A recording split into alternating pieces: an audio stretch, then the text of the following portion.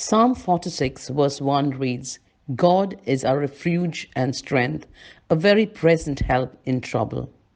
How can we learn to depend on Him alone? We have to get to know who He is as revealed in His Word. Trust springs out of knowledge. Psalm 46, 7 and 11 reads, The Lord of hosts is with us, the God of Jacob is our refuge. We have to know Him as the Lord of hosts. Host refers both to the heavenly bodies and to the angels. Our God spoke this vast universe into existence and rules over the billions of stars and planets. He is the Lord of all the armies of heaven. The psalmist shows us the might of God in verse 6. The nations made an uproar, the kingdoms tottered. He raised his voice, the earth melted. The Lord of hosts is with us. God is not some feeble, senile man with a long white beard like Santa Claus sitting in heaven, worried about the rebellion of man. He is mighty.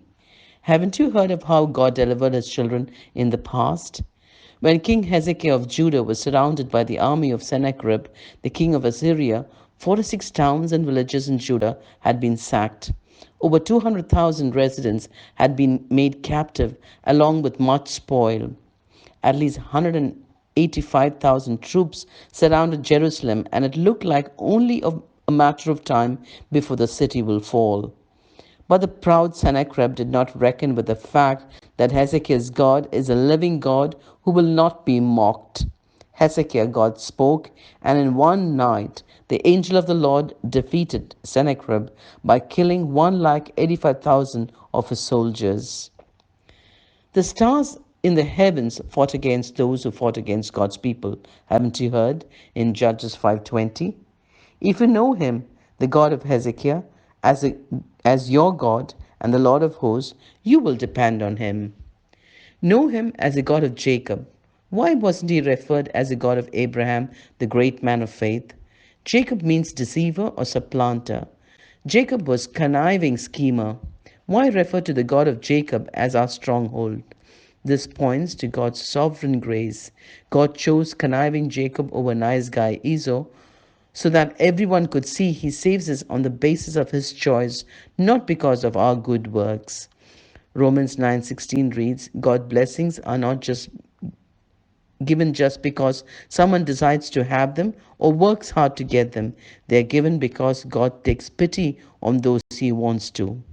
If you know him as a God of Jacob, his help in a time of trouble is not conditioned on your strength, but on his great grace.